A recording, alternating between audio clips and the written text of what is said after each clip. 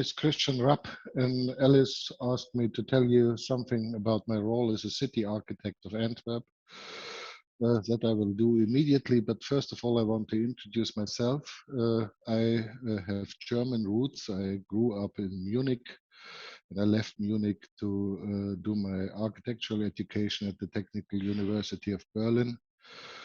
Which was called West Berlin in that time. And I spent about 12 years living in Berlin, 6 years before the wall fell and 6 years afterwards. And I always call that the most influential period of my education, of course, but also of my practice as an architect.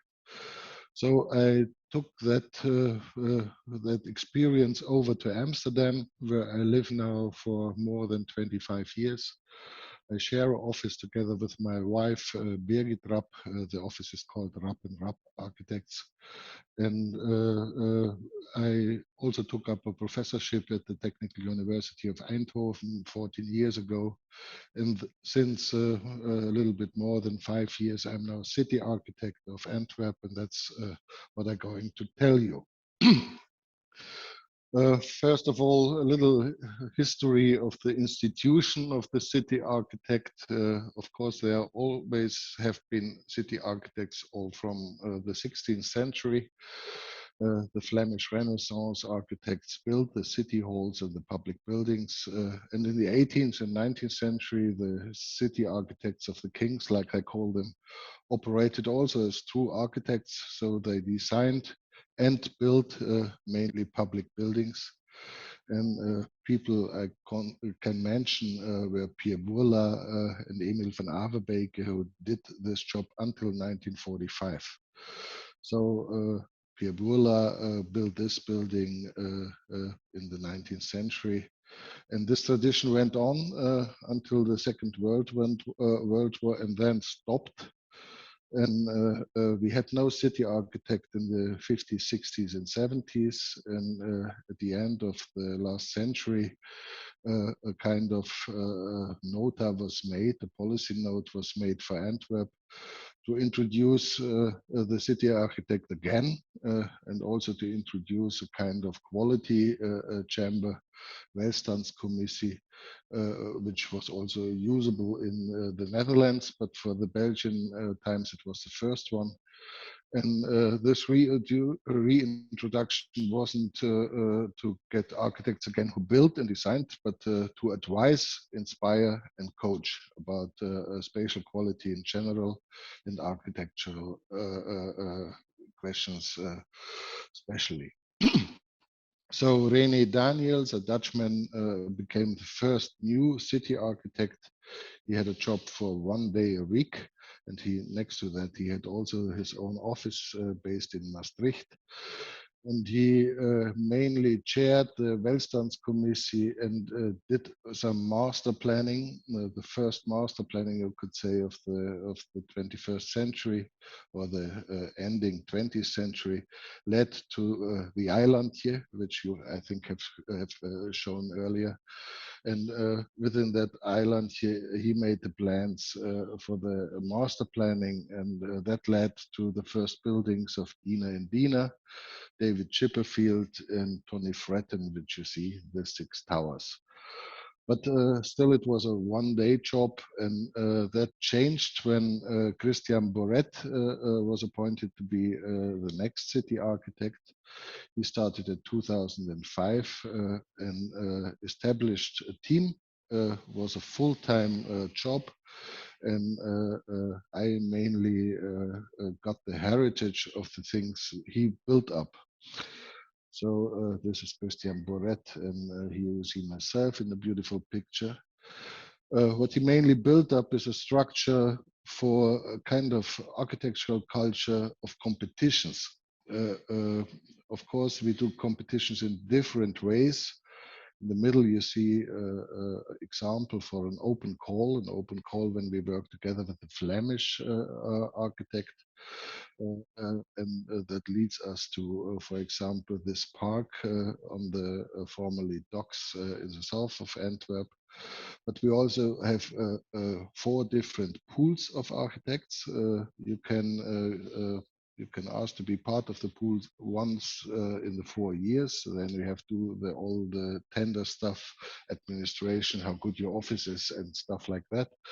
And then you are automatically in the pool, and we can invite you to something what is called mini competitions. So you are competing to 2 different other offices, and these pools are divided between master plans on the left-hand side, a competition for bigger buildings on the right-hand side, schools and stuff like that, but also smaller buildings where we mainly serve young architects, and also the restoration pool.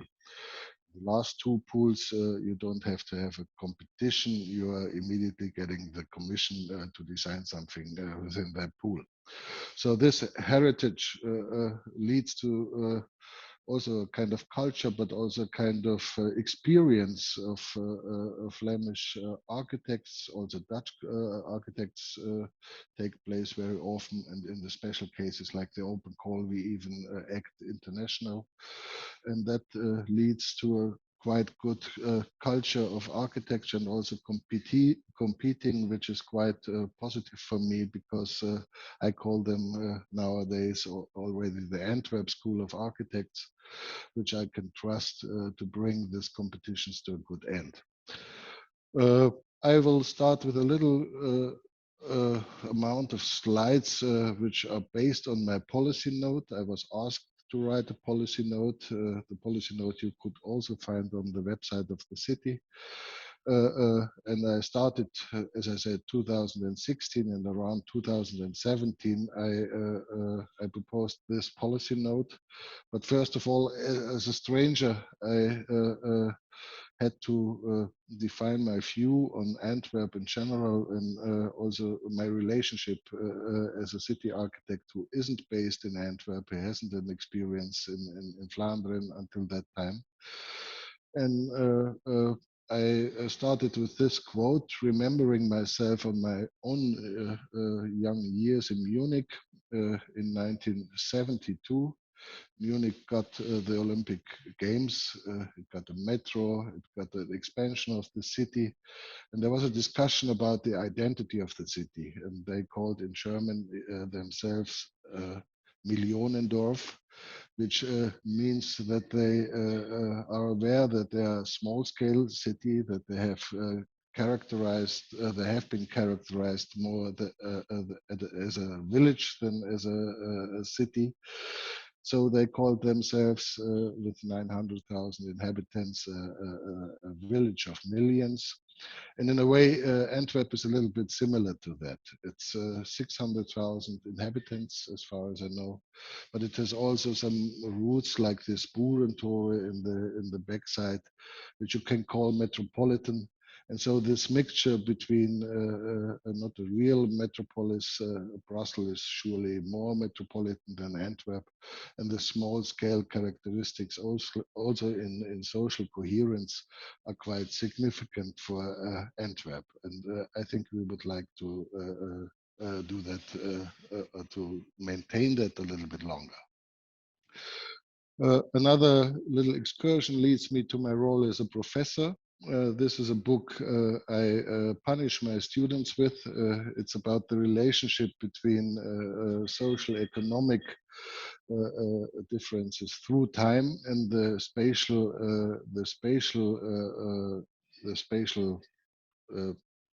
how do you say, follow-ups of all this. And I asked Atelier of my thesis students to spend 1 year by evaluating the growth of Antwerp, and take note of what happened through time. They drew maps, and I show you a few of them. This is Antwerp between on the time of 1650. It already had his golden age. The 16th century was the golden century of Antwerp. Then they passed that role to Amsterdam, and Antwerp was grown within the borders of the Spanish Wall. You see the blue line. I hope you see my point which was the Spanish Wall. And the Spanish Wall was even a few years later was even a bigger fortification, including the Cider Citadel.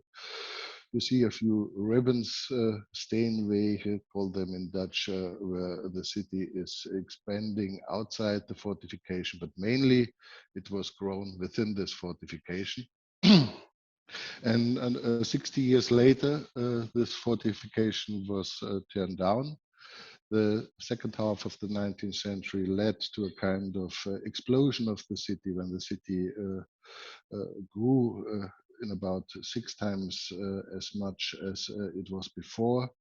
And they built a new fortification, a very late one, which was called the Brialmont-Umwalling, to protect the city against enemies they expected coming from east. So this late fortification was also gone at the beginning of the 20th century. In 1970, on the position of this Brialmont-Umwalling, they added a highway we want to get rid of, and I'll tell you later what we're going to do. So 1970, it was as that. The harbor exploded towards the north, and a few years later, you will see that the city is indeed totally grown within the context of this map. So how further with this city? And I also took another time back to discussions which play a role in cities which are heading a kind of renaissance now. And that's this kind of newspaper articles I show to the politics, and I tell them, you don't want to be in the paper like that. Munich is exploding and the politics are just listening, is written down here, and Munich expects until 2035 300,000 new people, and it doesn't know how to house them. And that's something which is mainly also represented in this in this few books, which I'm showing you here. 2002, Richard Florida wrote his famous The Rise of the Creative Class. And now, 15 years later, 2017, he wrote a new book reflecting on that, on the assumptions of the rise of the creative class, and finally corrected himself a little bit. It went too fast that the creative class and the renaissance of the city took place. And now we are heading new problems like inequality, segregation, gentrification, and stuff like that. And some cities, and of course, it's a book of an American author, and it's pointing out problems in Florida and in San Francisco and in New York. But in a way, we have the European experiences as well. This is a book written about Amsterdam, my hometown, where I'm staying now. And due to all the different questions like the amount of prices of real estate and tourism and stuff like that, books are written like that. Who owns the city? And maybe you know that famous billboard, I Amsterdam, which is remounted a few years ago because the Amsterdam people say that's not representing my town anymore. So these problems we want to face in Antwerp, even if we just expect 30,000 people, not 300,000 people, 30,000 people within the next years until 2030. But we could be taken by surprise. And as I've shown from Amsterdam and other cities, Munich and stuff like that, we want to be aware that we can also face a bigger growth than we are expecting like now. That's all included in the German term of Weiterbauen, which I introduced. So building further on the urban fabric, taking a new layer in account, which is added to the historical layers, and that's what we want to serve in the nearby future. In that policy note, we also have 3 themes, and I will go to them quite quickly. One is concerning the most inner part of the city, we call the core city. There I would talk about something about harmony, but also about dissonance. Then we have the possibility about this highway ring, which I'm talking about the possibility to make a new Ringstraße. And then finally, our biggest not problem, but our biggest struggle is how to serve also the leap over this ring road and the River Schelde. To start with harmony and dissonance, until now we had a kind of rule of harmony, which is also a part of our building code. And that means simply explained, if you want to make a new building, we are looking to the buildings we are standing next. We are counting the amount of floors the buildings have, and the most floors of the buildings with the most buildings which have, for example, 4 floors, will define the scale you have also to make with your new design. So this rule of harmony, I'm a little bit not so convinced about, because if I see how Antwerp grew, for example, on this picture of the lion, then I notice that different scales are next to each other, different layers. Churches are standing next to apartment buildings. A typical townhouse of the 19th century in the foreground is standing next to a kind of Belgian coast building from the 70s. And I think this disharmony, if you would like to call it like this, that's more characteristic for Antwerp than a kind of idea about the roof line which should be fixed in relation to the neighbors. So I'm a little bit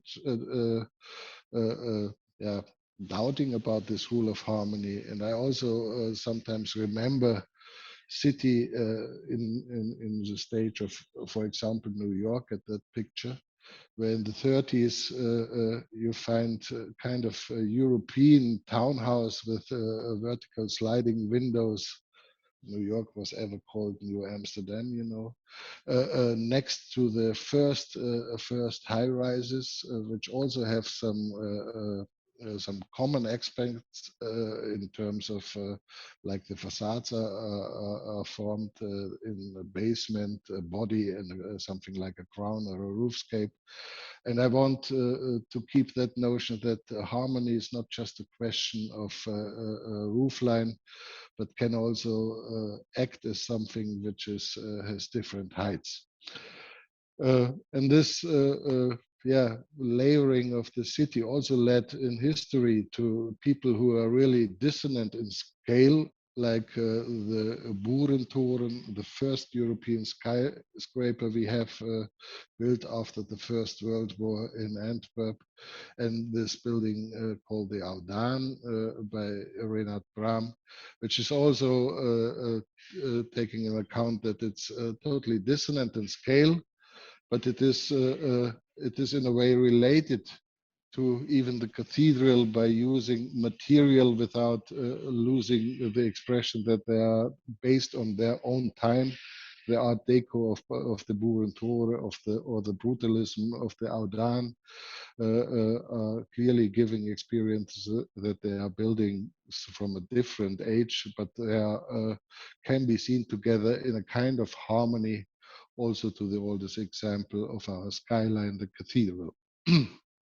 So that's what I see for the inner city, not so much densification, maybe sometimes a possibility to go in height, but that wouldn't be a question of more densifying the city fabric, but more to accord to this kind of harmony rules without just fixing a roofline. The next question is the Ringstraße. We had that before. I showed you that map of this Spanish fortification.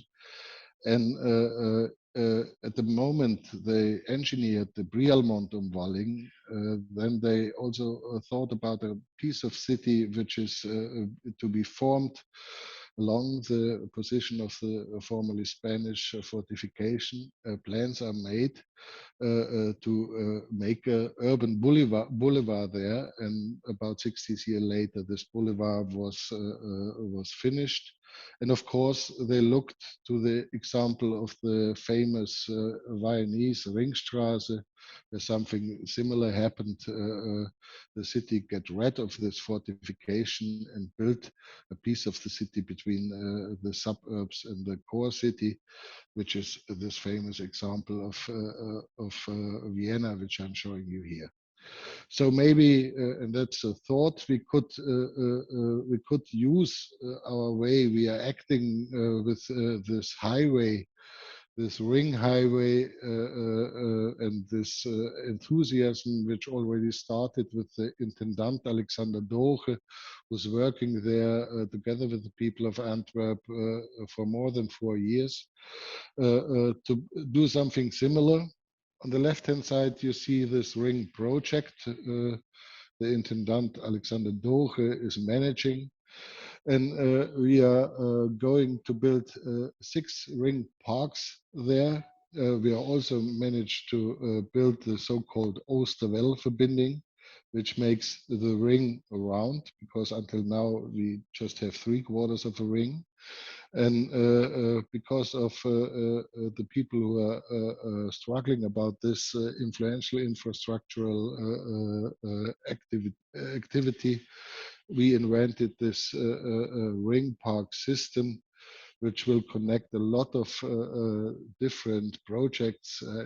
Can't call them all in the next 10 years. So at the moment, this Oosterwelle is finished. The city will have 6 ring parks which connect the outer city skirts to the inner ones. And maybe also the city who always took its back to that infrastructure can have the possibility to define a clear city front, which is related to that public space we are going to make. We make a few caps above the ring and the highway, and the long-term strategy is to cover the highway totally, to have a totally ring park in all that positions. Then we had the core city, we have this ring, and now we have the leap over the ring road by itself and the river. Already 2015, as far as I know, we did a study which was called Labo 20. And within that Labo 20, we realized ourselves that there's an enormous potential outside the highway.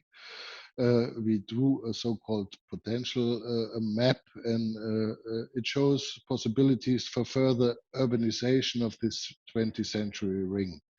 Now we are going to make an SRA, a new, how do you call that, a new structure plan for the city development. And I think this 20th century ring will be our biggest struggle, how to transform it, how to react for further urbanization, and what should be the ingredients to do there. Also the leap over the river. On the other side of the river, we have the so-called left bank, and the left bank is a not very well connected own part of the city, where mainly high-rise took part, especially in the 70s when our social housing landed there. And already 2017, we did this publication, which was based on an ideas competition we held, and we are developing ideas, and even going further now within the first month with the teams who came out of this competition to develop our own strategy on this left bank scheme as an equal part related to the classical right bank city. That all leads to, until now, to a kind of inspirational note. And this inspiration node will be the base of this strategisch ruimteplan Antwerpen, which is a kind of not a master plan, but a structure plan of all the the different locations I've shown you before. And I will lead in the last minutes you a little bit under the main chapters of this inspiration node, which will also be the main chapters of our structure plan. First of all, a lively city to live on the left-hand side, not just housing, but all the other things which also connect to a lively city. Then a smart network city in the middle, and a robust landscape which connects all of that together. Lively city to live, of course, not just alone housing, also amenities and facilities who are needed to have a lively city. Also the attention that the green space belongs also to a lively city. But the main question we are focusing is also international questions, namely affordability and how we build houses for young families. Because finally we are struggling still, and even after Corona, a little bit more with young families who are leaving the city because there's not a position for a house with a garden and everything you could expect. And there's also not a market, or the market doesn't serve this people who don't have a big amount of money already and starting their career, and in that sense seem to be especially important if you want to proceed further on this lively city. So what you see on the on the right hand side is a experience you've already had in your lectures about the Vierensblokken, which was a social housing real estate project we are converting into affordable housing. That's not so much labeled for young families, but this chapter will go about family apartments in the future. Then the second chapter, the smart network city. This is an example which is done in the last years. Pact, kind of mini center of creative industry, but also urban farming. This can be possibilities we will try out even in the 20th century belt. But as this map show, again, the over the ring is a kind of connector between different activities in the 20th century belt and in the 19th century belt.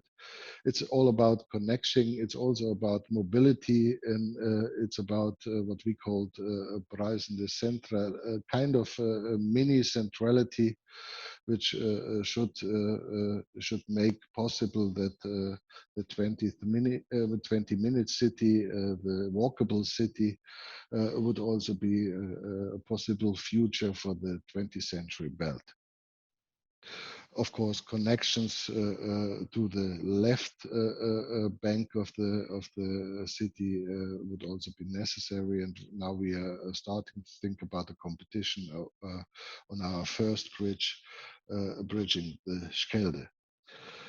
Finally, last but not least, of course, the landscape should connect it all together. And in that sense, I will end up with this map where you see the new ring parks as a kind of park which is connecting the green fingers who come out of the landscape, which we call super parks.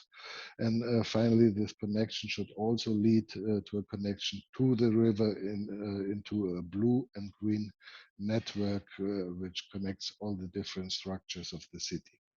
So finally, this is a map with all of the ingredients together.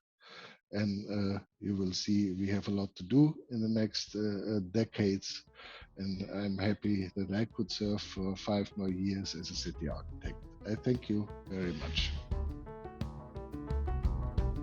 At Brickworks Vande Moortel, we make high-quality bricks, slips and clay pavers in unique colors and sizes. With sustainability as one of our key values, we created a brand new high-end brick lab, allowing us to innovate in an eco-friendly way in the various parts of our company and the building solutions we provide. Building further on the sustainable initiatives we already had, such as maximum transport by boats reducing transport emissions, minimizing production waste and reusing it in the production process, and our ecological brick sizes, our new building runs on solar energy, parking spaces are water permeable, and we planted more than 200 trees. With the Green Deal in mind, we believe in ecological and circular building solutions which meet the highest design standards of today.